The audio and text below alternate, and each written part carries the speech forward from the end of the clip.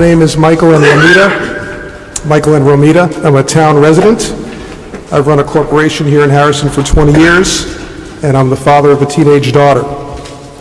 At the town's most recent board meeting, Mayor Belmont and his majority board members once again had the opportunity to address the systemic issues of sexual harassment and pattern of retaliatory conduct taken against certain female town employees.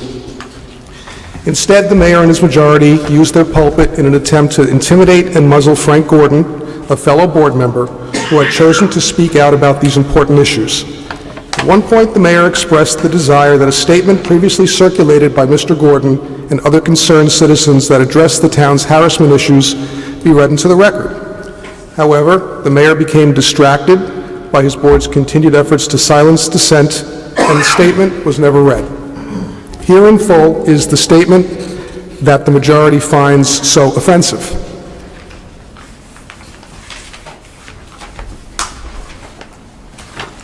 Dated March 27, 2019, titled Addressing Recent Sexual Harassment Allegations in Harrison. This week, the Journal News LOHUD and FiOS 1 reported that a traffic laborer in the Harrison Police Department had been accused of sexually harassing a female officer in the department. This is the latest in a series of sexual harassment claims lodged against Harrison Town personnel. Since 2016, 2 former police chiefs resigned after other harassment claims were lodged. While the full facts of the latest case have yet to come to light, the response of our mayor and the town board majority has been totally insufficient. The recurring claims of harassment amongst town employees illustrates the need for serious proactive efforts designed to prevent harassment in the future and a more serious effort to ensure a safe workplace for all. Bad actors in our public services casts a negative shadow on the town and on the many wonderful, hardworking, dedicated officers and public servants who do their jobs with integrity and high ethical standards every day. They and all the residents of Harrison deserve better. We call upon our elected leaders to forcefully and proactively condemn sexual harassment in the workplace and commit to addressing this recurring issue. We believe the town should undertake a review of its harassment policies and launch serious training initiatives, both to be performed by an outside independent firm. The town's law department should be required to cooperate and assist with this outside review, but should not be given responsibility for completing the task. It is unacceptable for town government to use town financial resources to cover for or defend illegal conduct. If our elected officials want to support the dedicated work of our uniformed officers, and if they want to protect the town from serious future legal and financial jeopardy, they will need to show the courage to take decisive action. Now, perhaps the board majority are frightened or scared. Perhaps they are getting very bad advice. Perhaps they simply don't know what to do. But any industrial psychologist or anyone who has run a large organization can tell you that these issues do not happen in isolation. They are symptomatic of a much deeper problem, and they reflect a lack of leadership. So try as they may to explain away, excuse, or whitewash each occurrence, of which there are many, try as they may to shout down dissent, the town board majority is seriously mishandling this systemic issue and continues to place the town, its employees, and its citizens in harm's way. Now, I believe some other people have statements as well. Thank you. Mayor, I'd like to speak. I think we're on the subject now, and you could speak. Thank you. My first comment is I'd respectfully suggest that we call the public comments section public comments. I know I find it very confusing that it's old business. Indeed, I was at a meeting 2 months ago, wanted to speak, and the meeting finished. It was called to a close, and I realized I had missed public comments because it's called old business, and I didn't know. So it's a suggestion. Thank you. Just state your name for the record. Rena Hecht. Sexual harassment's been a problem in this town for a very long time, during the tenure of 2 police chiefs and who knows how many others. in the administration. You excoriated Frank Gordon at your last meeting for bringing to light something that's been written about in local news sources, and I've been following for a long time. I think I speak for many in the community when I say I'm appalled that this has been allowed to go on for so long, and I'd like to know what the administration is doing to address this systemic problem now and what your plans are for the future. Thank you. Anyone else like to address the board?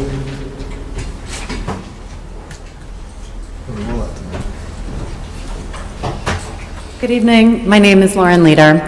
I'm a resident of this town, and I have 2 young daughters in the Harrison schools. And I, too, am deeply disturbed and distressed at what has come to be a pattern of abusive behavior in our public services.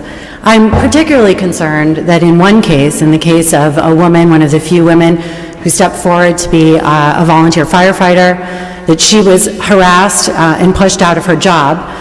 The Equal Employment Opportunity Commission spent a year investigating her case and found that she had credible claims against the town. The town, rather than following the guidance of the EEOC and settling with her for the lost wages and emotional distress, instead has chosen to use our taxpayer dollars and the resources of the town legal department to fight it. I find that completely unacceptable, as do most of the women and men that I speak to in this town about an appropriate response.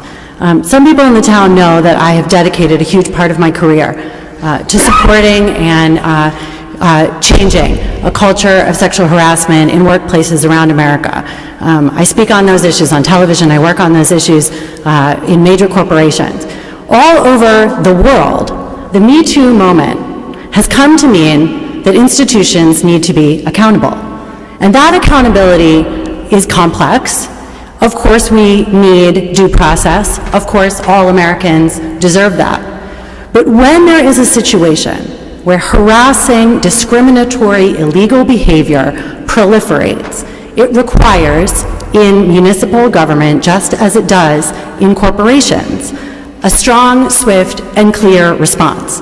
Now, many companies around the United States and beyond, and I work with many of them, have chosen, instead of having their own human resources and legal departments investigate claims of harassment, they have chosen instead to send those claims to outside, independent ombudsmen. The reason they do that is because they recognize that in many instances, the people who have hired and appointed employees in a variety of positions are not capable of having a thoroughly independent voice in assessing the claims before them. It is also a message to those who work for those institutions that there will be a fair and unbiased process in adjudicating their claims.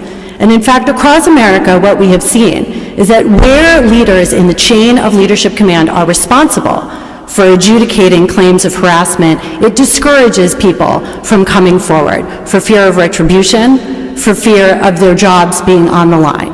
Now, I have spoken with several of the women who are implicated, who have brought the claims against the town, and the response from the town for them has been unacceptable.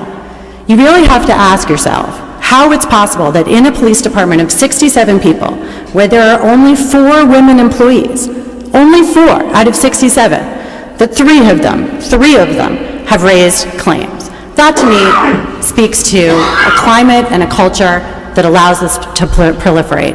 Now, I want to say that I have gotten to know wonderful Chief Yazinski, who has stepped into an incredibly difficult situation in the department and has really put a valiant effort forward to try to clean up some of the mess that he inherited. I don't hold him responsible. I do hold the leadership of this town responsible for being unwilling to call this out unequivocally, for coming forward to say that this is unacceptable, that this will be rooted out, and for demonstrating a willingness and a commitment to serve all residents and employees of this town. At the end of the day, it's not a political issue. It's a safety issue, it's a justice issue, it's a taxpayer issue, and I sincerely hope that the leaders of this town will make a serious effort to root out this persistent problem. Thank you. Thank you.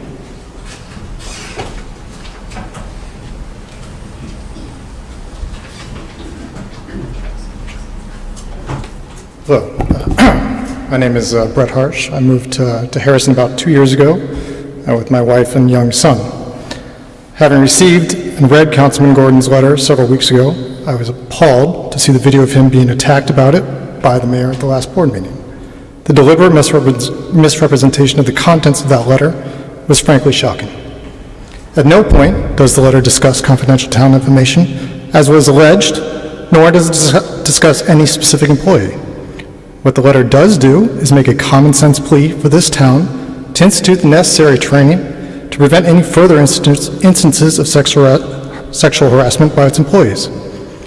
I mentioned I have a young son. He has just turned 6 years old. My wife and I are trying to raise him to treat everyone with respect, regardless of their race, creed, gender, or sexual orientation. He deserves to live in a town that also seeks to live up to those ideals. Currently, it does not appear that the majority of the board is committed to doing so, and that is extremely disappointing. I hope for his sake and for the town's that Councilman Gordon's recommendations are instituted, and I can tell my son that he has even more reasons to be proud to live in Harrison. Thank you. Thank you. Anyone else? Anyone else like to address the board?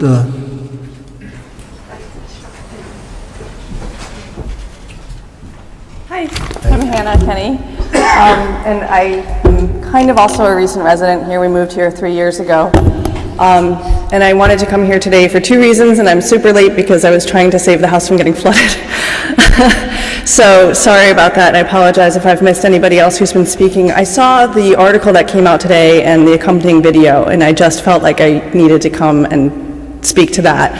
I also went and watched more of the video and saw the woman who spoke after the incident from the last town board meeting. And what I just wanted to say was that I have voted for you, and I am not comfortable with the behavior that I saw at the last board meeting. For me, it felt like political grandstanding, because I do understand how things were lined up, the flow of the timeline, and to me, I don't think that anything was done inappropriately, and the fact that this time is being used to try to attack another board member is not what we're looking for.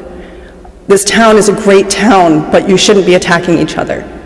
And the second thing was that the woman who spoke afterwards, who was talking about her house and questioning who's on the board and things like that, I just wanted to say that I have a lot of empathy for her, because I also have that same question. I don't know who she was talking about, who was on the planning board, but I find it highly questionable that somebody would have an apartment building where it's obvious that the water heater was not working. That was very clear from the color of the water. And it was very clear that there was no heat. And these things happen, but the fact that it could be in such disrepair that we would continue to have somebody like that sitting on our planning board or whichever board they're on, I just wanted to show up because I know that it's important that we're all civically engaged, and I think we can do better. So thank you for your time. Thank you.